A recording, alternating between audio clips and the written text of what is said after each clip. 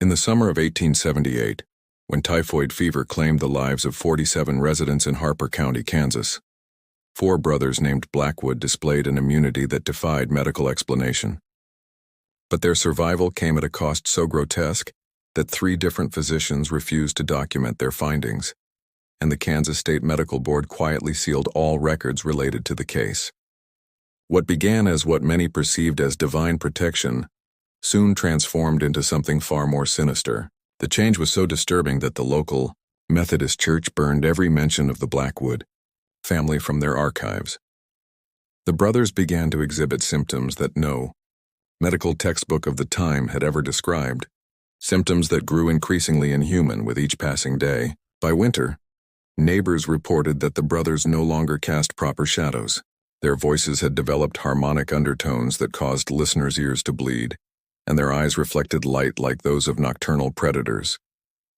The final medical report, classified to this day, allegedly contained the chilling phrase, "Subjects have transcended human biological classification," before all documentation was permanently sealed.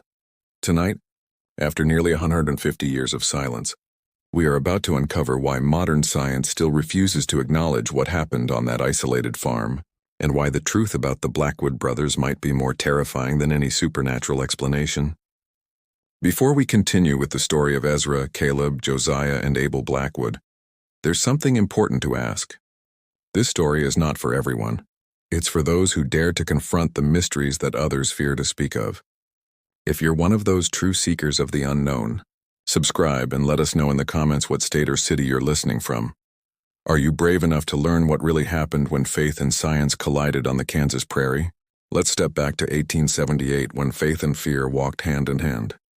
Cedar Ridge, Kansas was little more than a crossroads between wheat fields and cattle ranches in the late 1870s. With barely 300 souls scattered across the windswept prairie, it was the kind of place where everyone knew their neighbor's business, where a man's word was his bond, and Sunday worship at the Methodist Church served as both spiritual anchor and social gathering. The unforgiving winters brought blizzards capable of burying entire homesteads, while the scorching summers could kill crops within a single week. These conditions forged a population of stoic, God-fearing people who viewed hardship as divine testing and prosperity as heavenly blessing. The land itself encouraged such beliefs. Miles of golden wheat stretched to every horizon, broken only by the occasional farmhouse, a solitary windmill, or a small grove of cottonwood trees marking a creek bed. The sky dominated everything, vast, endless, and ever-changing. During thunderstorms, lightning danced across the prairie for hours, illuminating the grassland in brief, brilliant flashes that exposed the true isolation of each homestead. In winter, the wind howled across the flatlands with an almost human voice, carrying snow and cold sharp enough to freeze a man to death in minutes if he lost his way between barn and house. The Blackwood brothers arrived in Cedar Ridge in the spring of 1872, purchasing 640 acres of prime prairie land with money inherited from their father's farm in Clinton County, Ohio. They sold everything they owned, loaded their belongings into 2 covered wagons, and journeyed west with the determination of men following what they believed was a divine calling. Ezra Blackwood, the eldest at 36 when they arrived, possessed the natural authority of someone accustomed to leadership and responsibility. Standing 6 feet tall with broad shoulders forged by years of farm work, he carried himself with quiet dignity that commanded respect without demanding it. His weathered hands, scarred from long hours of labor, could soothe a spooked horse or guide a plow with equal precision. But what people remembered most were his pale blue eyes, cold as winter ice, eyes that seemed to look straight through a person into something deeper. Many who spoke with Ezra came away feeling as though he had looked directly into their soul and found them wanting. Caleb, 2 years younger than Ezra, served as the practical mind and business manager of the family. While Ezra led through moral authority, Caleb ruled through careful planning and mathematical precision. He could calculate grain yields, livestock prices, and weather patterns with an accuracy that impressed even the most seasoned farmers in the county. His ledger books, kept in meticulous handwriting, recorded every penny earned and spent, every bushel harvested, every head of cattle bought or sold. Beneath his practical exterior burned the same intense faith that drove all the brothers. Caleb saw God's hand in everything: the geometry of a wheat field, the perfect timing of rainfall, the mathematical harmony that governed the natural world. Josiah, the third brother at 31, had received the most formal education of the four. He had attended Ohio Wesleyan University for 2 years before their father's death forced his return to the family farm. During his studies, he explored not only theology, but also medicine, philosophy, and the natural sciences. His personal library, carefully transported to Kansas in a specially built crate, contained more than 200 volumes, covering everything from biblical commentary to human anatomy. Josiah's room in the farmhouse resembled a scholar's study more than a farmer's quarters. Books covered every surface, and wooden boxes beneath his bed overflowed with carefully written notes. Abel, the youngest at 25, burned with a religious fervor that even his devout brothers sometimes found alarming. While the older brothers approached their faith with scholarship or practicality, Abel's devotion was pure emotion and absolute surrender. He spent hours each day in prayer, often weeping during his intense communion with the divine. He fasted regularly, sometimes for days, claiming that prayer and scripture provided all the nourishment he needed. Back in Ohio, his fellow church members called him touched by the Spirit, though some whispered that his devotion bordered on dangerous obsession. Unlike their neighbors, who attended the modest white-painted Methodist church in town with its bell tower that could be heard for miles, the Blackwood brothers built their own chapel on a hill overlooking their property. The project consumed much of their first year in Kansas. They quarried limestone from a creek bed on their land, cut oak timber from a nearby grove, and crafted every piece of the structure with their own hands. The chapel reflected their austere but deeply felt faith. It measured 30 by 20 feet, with walls of precisely fitted limestone and a roof of hand-split oak shingles. Inside, they carved pews from local walnut, each one perfectly smooth, the joinery speaking of patient, meticulous craftsmanship. The altar bore Hebrew inscriptions copied by Josiah from his biblical texts. Tall windows on the east and west walls captured the light at dawn and dusk, bathing the chapel in golden glow during their prayers. Every Sunday morning and evening, the brothers held their own services, adhering to what they called primitive Methodist principles, a stricter interpretation of Wesley's teachings emphasizing personal revelation, direct communion with the divine, and the priesthood of all believers. Their services included extended silent prayer, in-depth biblical study, and testimony of the Spirit, during which each brother shared any divine revelations or insights received that week. Their daily routine mirrored their devotion to both faith and labor. They rose each morning at 4 for an hour of silent prayer in the chapel, watching the sun rise over the eastern prairie as they communed with God. After a simple breakfast of bread, milk, and seasonal fruit, they worked their fields until midday. Afternoons were spent tending animals, maintaining equipment, and performing the countless chores required to sustain the farm. Evenings were always reserved for spiritual pursuits, Bible study, theological discussion, and long hours of group prayer that often stretched past midnight. The brothers lived as bachelors, dedicating their lives entirely to their faith and their land, a choice that came with its own costs. Their farmhouse, a sturdy 2-story structure built during their second year in Kansas, reflected their utilitarian lifestyle and their deep spiritual commitment. Wooden plaques carved with biblical verses hung on the walls, each chosen for its relevance to daily farm life and faith. Every room contained at least one well-worn Bible, with additional texts Josiah deemed worthy of study scattered throughout the house. By the summer of 1878, the Blackwood farm had become a model of both agricultural success and spiritual devotion. Their wheat fields stretched golden across the prairie, their cattle grazed on lush pastures, their silo brimmed with grain, and their chapel stood as a solemn testament to their unwavering faith. The brothers had achieved everything they had hoped for when they left Ohio 6 years earlier. The Blackwood brothers had built their lives around prosperity, independence, and the freedom to worship according to their deepest convictions. Their neighbors in Cedar Ridge respected them for their hard work and unwavering faith, though many found their intense devotion unsettling and their deliberate isolation from community life puzzling. The brothers were known for their honesty in business dealings, their willingness to help neighbors in times of crisis, and their reputation for treating the occasional hired hands during harvest season with fairness and respect. but they were equally known for their refusal to participate in social gatherings, their aversion to casual conversation, and the way they regarded everyone they met with those pale, penetrating blue eyes that seemed to pierce straight through to a person's soul. Whenever the brothers came into town for supplies, which they did every 2 weeks with almost military precision, they moved with quiet, deliberate purpose, speaking only when absolutely necessary. They would arrive at the general store with a carefully prepared list, conduct their transactions with polite efficiency, and leave without indulging in the easy chatter other farmers enjoyed. Children often stared in fascination at their identical black beards, perfectly trimmed and striking in their uniformity, giving them an almost biblical presence that set them apart from everyone else. The first case of typhoid fever struck Cedar Ridge on July 15, 1878. It came with terrifying speed and ferocity, unlike anything the townspeople or even seasoned physicians had ever seen. The victim was Mrs. Sarah Hartman, who ran the general store with her husband Benjamin. That morning she had greeted customers with her usual cheerfulness, chatting about the promising wheat harvest.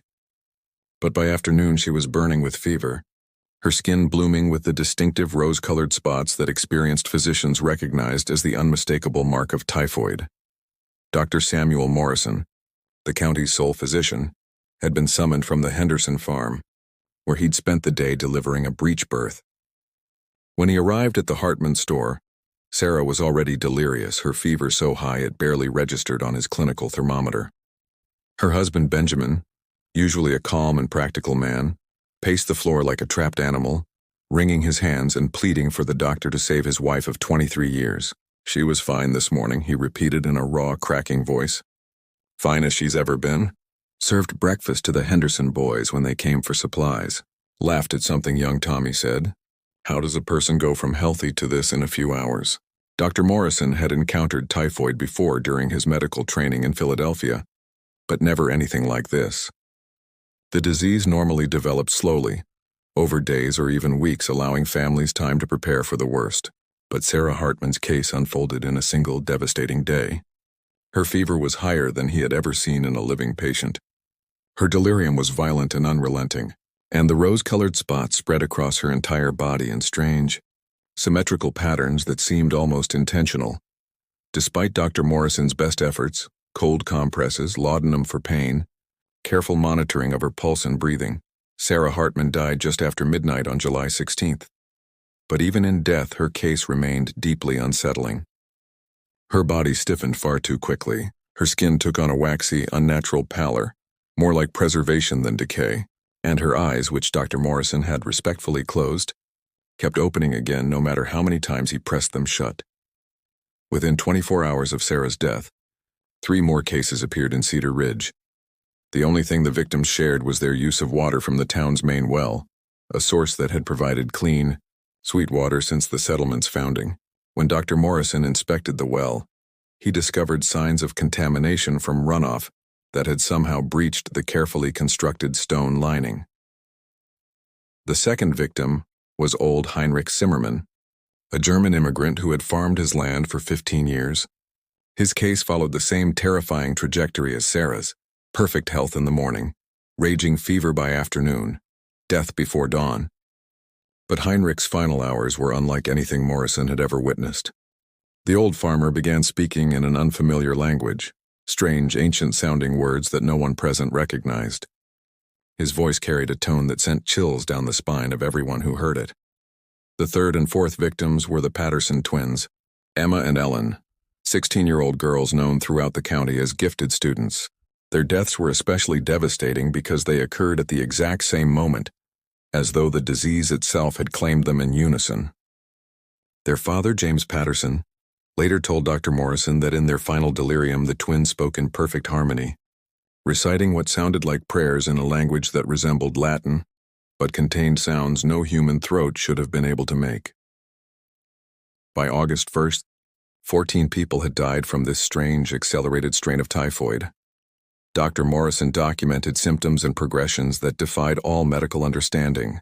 Victims perished within 24 hours of showing signs of illness.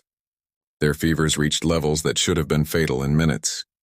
And their final hours were marked not by ordinary delirium, but by something that felt otherworldly, closer to possession than disease.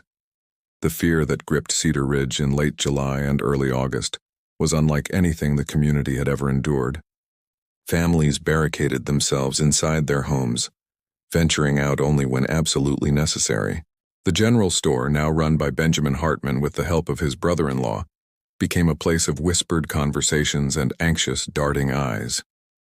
The Methodist Church, once the heart of the community, stood nearly empty on Sunday mornings.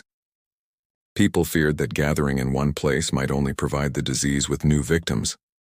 Dr. Morrison sealed the contaminated well and instructed residents to boil their water. But the disease continued to spread according to a pattern that made no logical sense. Some families were wiped out entirely, while their neighbors remained untouched. It was as if some hidden logic was choosing who lived and who died. It was in this atmosphere of dread and confusion that the Blackwood brothers made their fateful choice to act. At first, they had remained isolated on their farm, avoiding unnecessary contact with the town as was their habit. But on August 10th, Josiah announced to his brothers that he had received a divine revelation calling them to action. "I have prayed for guidance," Josiah declared over their evening meal, his eyes burning with conviction, "and the Lord has shown me that this pestilence is not only a test of the community's faith, but of our own worthiness to serve as his instruments. We have been preserved from the disease not for our safety, but to prove the power of true faith in the face of trial." Once the decision was made, the brothers acted with their characteristic precision. On August 11th, Josiah traveled to town to offer their assistance to Dr. Morrison, volunteering to care for the sick. But what he confided only to his brothers was his true purpose: to place himself directly in the path of the disease, to invite it to test his faith and prove his worthiness as an instrument of divine will. His first stop was the home of Thomas Fletcher, the local blacksmith whose 8-year-old son Timothy had fallen ill the previous night. The boy was burning with fever, his small body convulsing helplessly as his parents prayed at his bedside. When Josiah entered the house, the Fletcher family was gathered around the child, their whispered prayers filling the room with desperation. What happened next would be remembered differently by each witness, but everyone agreed that Josiah's actions were both profoundly moving and deeply unsettling. He knelt beside Timothy's bed, laid his hands gently on the boy's burning forehead, and instead of praying for the child's healing, he spoke words that would haunt everyone present. "Lord God," Josiah intoned, his voice ringing through the small room with unnatural resonance, "if this child must suffer for reasons known only to your divine wisdom, then let that suffering pass through me and my brothers. Let us bear what he cannot bear. Let us experience what he should not experience. And let us become whatever we must become to serve your mysterious purposes. Take this innocent life and spare it through our willing sacrifice." As Josiah spoke, his hands grew noticeably warm against Timothy's forehead, and the boy's convulsions began to ease.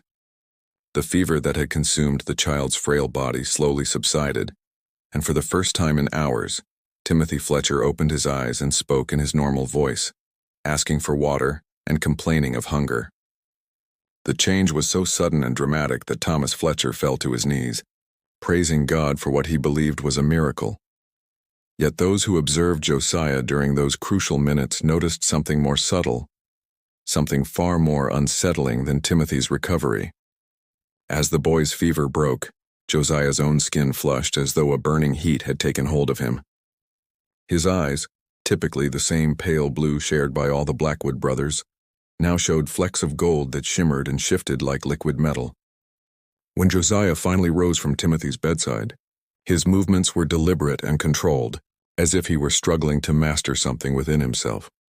Dr. Morrison, who had been summoned to witness what the Fletchers were already calling a miracle, examined both Timothy and Josiah with mounting confusion and unease. The boy exhibited no trace of typhoid fever. Josiah, however, displayed unmistakable early symptoms that were advancing far more rapidly than medical science could explain. Over the next 2 days, Josiah visited every household afflicted by the epidemic, offering prayers and spiritual solace to grieving families. At each home he repeated the same solemn ritual, placing his hands on the heads of the sick and calling for their suffering to be transferred to himself and his brothers. The results were nothing short of extraordinary and terrifying in equal measure. Household after household witnessed sudden and complete recoveries. Yet with every healing, Josiah's own condition worsened. By August 13th, when he finally returned to the Blackwood farm, Josiah was burning with fever and showing symptoms no medical text had ever recorded. The most unsettling aspect was his unwavering conviction that everything was unfolding as part of a divine plan. Even as his body burned with a fever that should have been fatal, he spoke with absolute clarity about the sacred purpose of his transformation. "This is not sickness," he told his increasingly alarmed brothers. "This is purification. The Lord is burning away everything in me that is merely human, so that what remains will be worthy of the eternal work He has planned for us." Within hours, all 4 Blackwood brothers began to display the same strange symptoms that had overtaken Josiah. Their collective transformation would soon prove more disturbing than anyone in Cedar Ridge could have imagined. Dr. Morrison's first examination of the Blackwood brothers on August 18, 1878, would become the most significant and troubling case of his medical career. The oppressive August heat weighed down the prairie as Dr. Morrison guided his horse-drawn cart along the winding dirt road to the Blackwood farm. The prairie grass on either side had turned brittle and brown from weeks without rain, and the air shimmered with waves of heat, making the farmhouse ahead seem like a mirage. But as he neared the property, Morrison noticed unsettling details. The brothers' wheat fields, unlike the parched farms surrounding them, stood tall and vividly green, as though nourished by rainfall that no one else had received. The cattle in the pasture were healthy and well-fed, despite the scarcity of grazing elsewhere. When Morrison knocked on the farmhouse door, it was opened by Ezra. The eldest brother's appearance immediately struck the doctor as profoundly unnatural. Ezra's skin had become translucent, exposing the network of veins beneath, but the blood flowing through them was not the familiar red of human circulation. Instead, it glowed with a golden luminescence, pulsing with a rhythm all its own. "Dr. Morrison," Ezra said, his voice still carrying the authority Morrison remembered but now amplified, enriched by harmonic overtones that resonated in the listener's chest. "We have been expecting you. Our transformation is nearly complete, and we require your witness to ensure that others will understand what has occurred here." Inside the main room, Morrison found all 4 brothers arranged with mathematical precision, their positioning too deliberate to be accidental. They were alive, their chests rose and fell. Their eyes followed his movements, but their bodies had been altered in ways that defied all known physiology.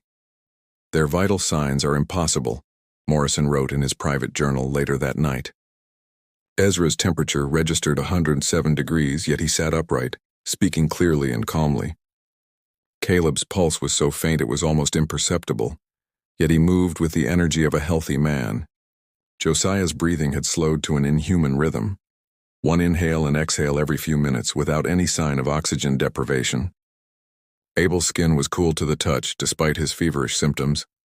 Caleb, seated to Ezra's right, displayed equally striking but distinctly different changes. The rose-colored spots characteristic of typhoid fever covered his body, but rather than appearing in the usual chaotic pattern, they formed intricate geometric shapes that resembled mathematical equations etched into living flesh. Morrison watched in horrified fascination as the designs slowly shifted and evolved, as though Caleb's skin were a living blackboard. "The calculations are becoming clear," Caleb said, his voice merging seamlessly with Ezra's in perfect harmony, though they spoke simultaneously. "The relationship between matter and spirit, between time and eternity, between human limitation and divine potential. We are becoming the proof of theorems that human mathematics has only begun to glimpse." Josiah's transformation reflected his scholarly nature and deep theological knowledge. His body remained fundamentally human, but his skin had taken on the texture of ancient parchment, inscribed with shifting texts in Latin, Greek, Hebrew, and other symbols that defied identification. When he spoke, his voice no longer seemed to come from a single human throat. Instead, it resonated from multiple points around the room, as though a hidden chorus spoke through him. "Doctor, we have discovered truths that your medical science cannot accommodate," Josiah intoned. "We are documenting these revelations so that future generations might understand the process of divine transformation." Abel, the youngest, underwent the most visually striking change of all. His entire body emitted a soft phosphorescent glow, filling the farmhouse interior with cool blue-white light. His eyes were no longer eyes in the human sense. No pupils, no irises, only twin orbs of luminescence like distant stars set in a human face. "We no longer require food as sustenance," Abel said. His voice seemed to reach Morrison both within the room and from some distant place beyond. "We draw our energy directly from sources that human science has not yet discovered. We are becoming something new, something that exists between the mortal and eternal realms." Morrison's attempts to formally document their condition were met with firm, almost serene resistance. The brothers declared that what had befallen them was a divine gift, a sign that God had chosen them for sacred purpose. They spoke of being refined by holy fire and remade into vessels worthy of the Lord's work. But Morrison's medical training told him something entirely different. Their symptoms matched no disease, and their shared transformation pointed toward something beyond mere illness, either mass hysteria of a kind he had never encountered, or something far more sinister. He began to suspect exposure to an unknown environmental agent, perhaps a contaminant in their well or tainted grain in their silo. Meanwhile, the reaction in Cedar Ridge grew increasingly divided and volatile. Some townsfolk, led by Reverend Marcus Thorne of the Methodist Church, saw the brothers' survival as a divine miracle and made pilgrimages to the farm to witness what they believed was God's work. Others, especially those who had buried their loved ones, viewed the transformation as unnatural, even blasphemous. "It ain't right," muttered Jacob Steinberg, who had laid his wife and 2 children to rest in a single week. "Why should they be spared when good Christian folk are dying? And look at them. That ain't no blessing I can see. There's something wrong with those boys.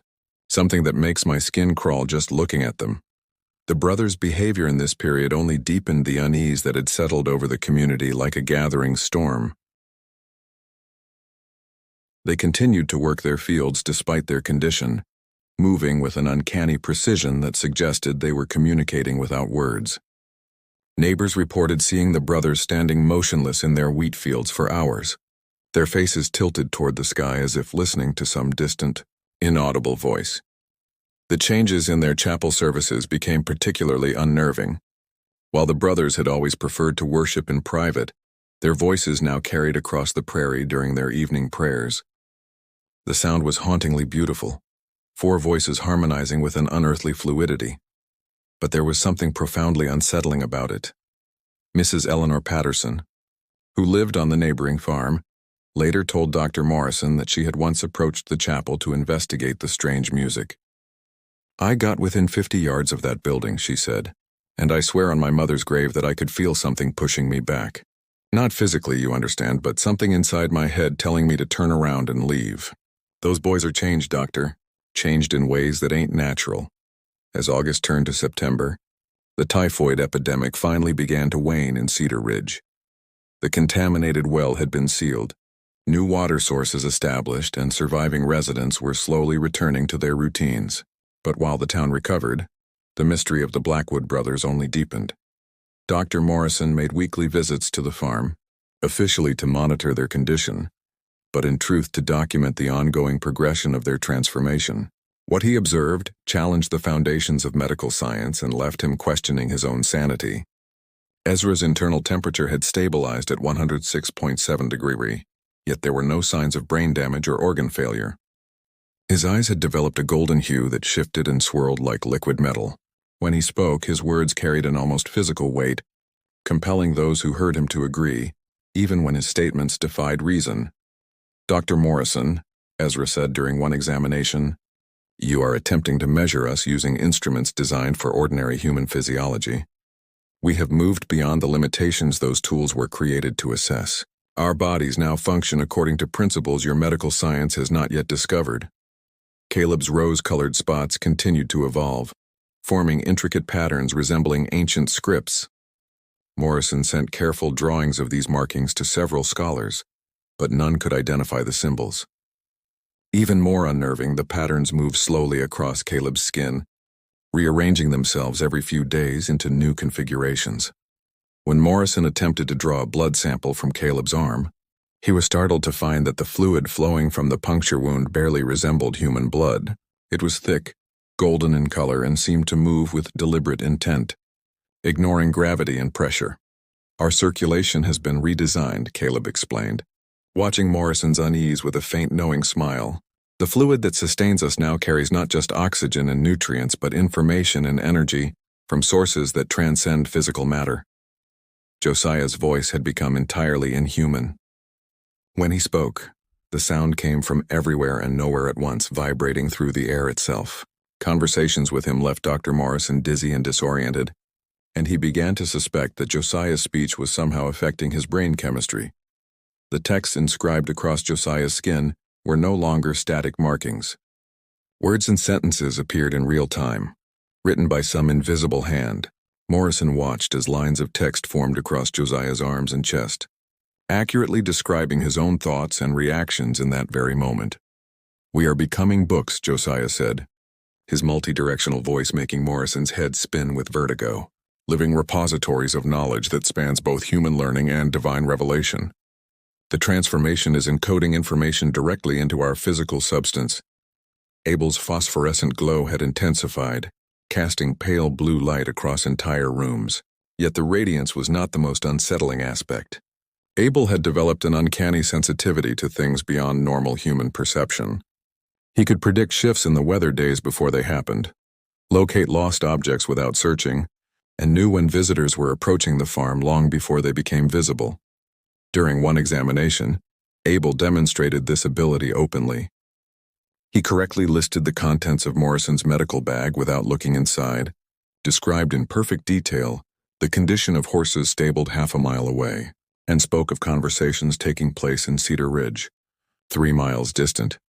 "Our senses have been opened to perceive realities that normal humans cannot detect," Abel explained, his glowing eyes conveying a strange warmth despite their otherworldly nature. "We can see across distances that should be impossible, hear sounds that carry on frequencies beyond normal hearing."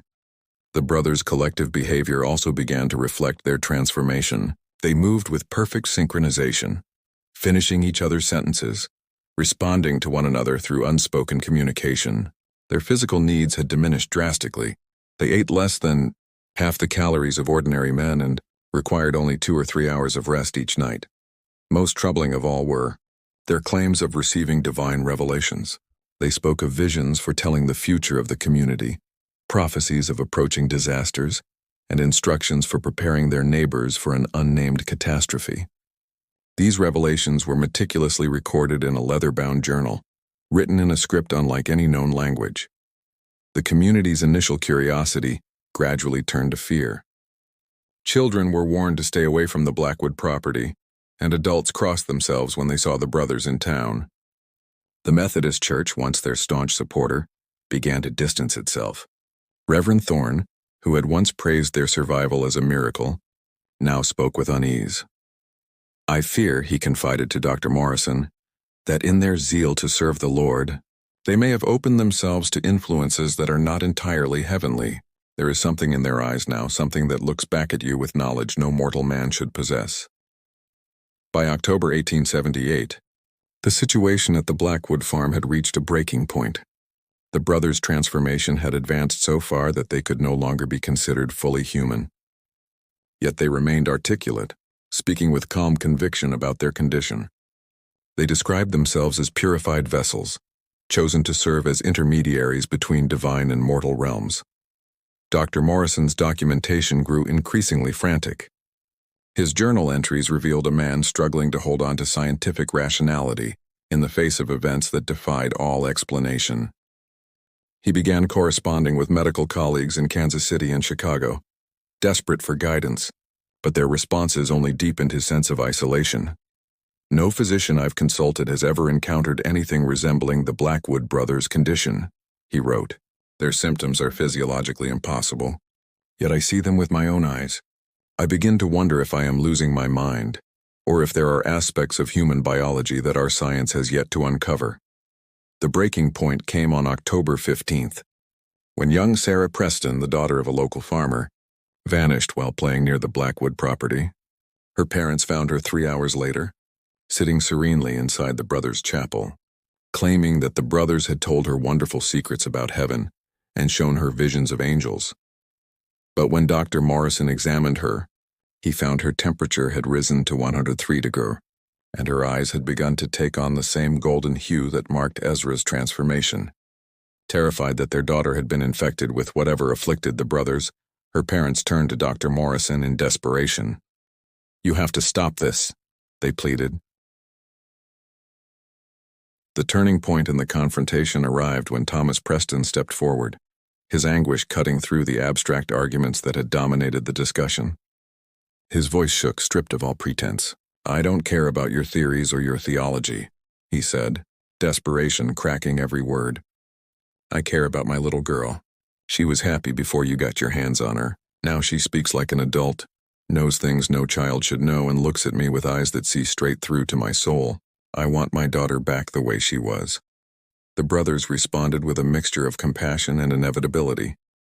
They explained that Sarah's transformation had not begun during her visit to their chapel, but months earlier, when Josiah had prayed over Timothy Fletcher. That single prayer, they said, had opened a connection that could no longer be closed. "Thomas," Ezra spoke softly, his voice imbued with a deep, unearthly gentleness. "Your daughter is not lost. She is becoming something destined to serve purposes far greater than anything she could achieve, within the limitations of ordinary human existence. The love between you will remain, even as she evolves beyond what humanity currently understands." But the moment that shifted the conversation came not from the men, but from Sarah herself. She stepped forward with calm assurance, her young face illuminated by the faint golden glow in her eyes. "Papa, Mayor Harrison, Reverend Thorne, Dr. Morrison," she said with a clarity that no child her age should possess. "You're asking the wrong questions. You want to know if what's happening to us is good or bad, safe or dangerous, right or wrong. But those words don't apply to what we're becoming. We're not better or worse. We're different, and that makes your comparisons meaningless." The brothers then offered to show rather than explain the nature of their transformation. They proposed a demonstration, a consciousness bridge, that would allow the delegation to briefly share their heightened awareness. Driven by equal parts fear and scientific curiosity, Dr. Morrison agreed. The brothers formed a precise circle around the men. A soft pulsing energy filled the chapel, as the air seemed to vibrate with invisible currents. For what felt like hours but lasted only minutes, Dr. Morrison experienced reality through the brothers' perception. He could feel the emotions and thoughts of every person in Cedar Ridge, witness events unfolding hundreds of miles away, and perceive hidden connections that tied everything in existence together. The sensation was both magnificent and horrifying, too immense for the human mind to safely hold. When the bridge ended, Morrison was changed in ways that would follow him for the rest of his life. He now knew with absolute certainty that reality was far vaster than conventional science could comprehend. Yet he had also glimpsed the danger of knowledge too great for human consciousness.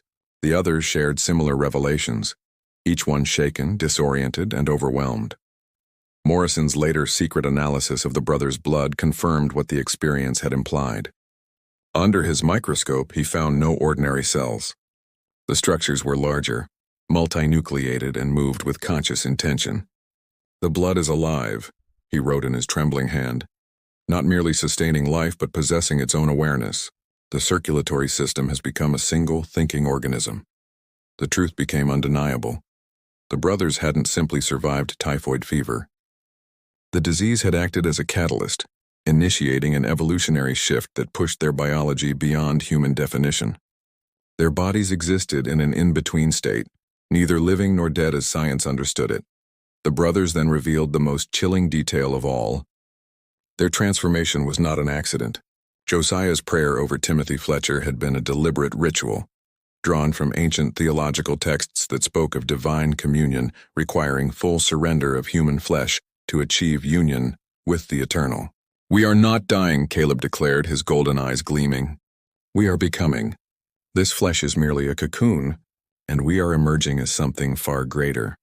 They spoke of others like themselves, figures scattered throughout history, who had undergone similar transformations and joined a vast, hidden network of purified vessels preparing humanity for some future event. Morrison realized with grim clarity that the Blackwood brothers no longer fit any human category. They were beyond medicine, beyond mortality. Abel turned to him, phosphorescent light rippling across his translucent skin. "You can join us," he said, his voice resonating like an invitation and a challenge. "Your mind would not be lost, Doctor. It would be preserved and expanded." Faced with a choice between transcendence and humanity, Morrison chose the latter. Terror overtook awe. He fled the chapel, tearing through the night in a frantic escape from what he had witnessed. His departure marked the beginning of the end for the Blackwood brothers. Morrison destroyed all his research, burned his journals, and abandoned Kansas entirely. He settled in Oregon, practicing medicine for 3 decades but never once spoke of Cedar Ridge again. The brothers, understanding that they no longer belonged among ordinary people, began to withdraw from the world. The light that once emanated from their chapel faded. The haunting harmonies that had echoed across the prairie fell silent. On December 15, 1878, Thomas Preston found Ezra's body in the chapel. His transformed flesh had already begun to decay in ways unlike any natural process. His golden eyes had hardened to glass and his skin had taken on the brittle texture of ancient parchment. No cause of death could be determined. Over the following days, the remaining brothers were discovered one by one. Caleb in the wheat field surrounded by impossibly tall grain, Josiah at his library desk with a blank page before him, and Abel in the barn, his phosphorescent skin still faintly glowing. The Methodist Church, desperate to distance itself from the case, arranged for the burials to be swift and unceremonious. No autopsies were performed, no causes of death recorded. The graves were marked with plain stones bearing only names and dates, but their story did not end with their deaths. The Blackwood farm was abandoned. The chapel fell into ruin. Yet travelers passing through spoke of strange lights flickering on the hilltop and haunting harmonies drifting through the night air. The Kansas State Medical Board's sealed report remains classified, its contents suppressed in the interest of public health and scientific integrity. Officially, the brothers died of typhoid fever complications. Unofficially, everyone who knew the truth understood why the case could never be acknowledged. In 1923, a development company attempted to build on the old farm, but workers refused to approach the chapel ruins, reporting an overwhelming sense of dread and disturbing visions. The project was abandoned, and the land eventually became a state wildlife preserve. Official explanations cite environmental reasons for its closure to the public. Locals know better. The mystery of the Blackwood brothers endures, an unanswered challenge to the boundaries of life and death, humanity, and transcendence. Modern science may turn its face away, not for lack of evidence, but because the implications are too terrifying to confront. If the transformation of the brothers was genuine, if they truly became something beyond the boundaries of human classification, then everything we understand about biology, consciousness, and the very fabric of existence must be fundamentally reconsidered. The unsettling reality is that some mysteries are too dangerous to unravel, and some knowledge is too terrible to possess. The Blackwood brothers uncovered a path to transcendence, a path that demanded the complete surrender of their humanity. In embracing it, they became something that human society could neither comprehend nor accept.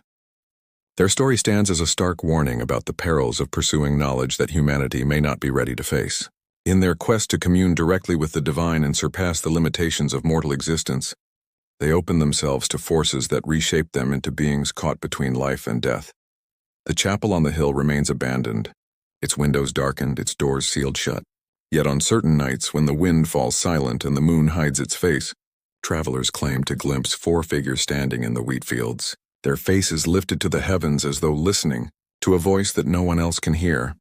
What can be said with certainty is that the brothers' search for divine communion led them to a destination that science cannot chart and religion cannot fully explain.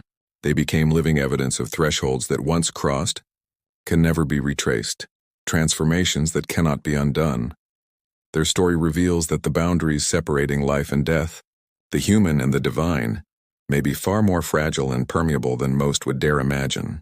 The Blackwood brothers found a way to transcend those borders, but the cost was their very humanity. What do you make of their story? Do you believe the full truth has been uncovered? Share your thoughts and theories about what truly happened to the 4 brothers. And if tales like this intrigue you, stay connected for more mysteries that challenge the limits of understanding. The truth is out there waiting for those bold enough to seek it.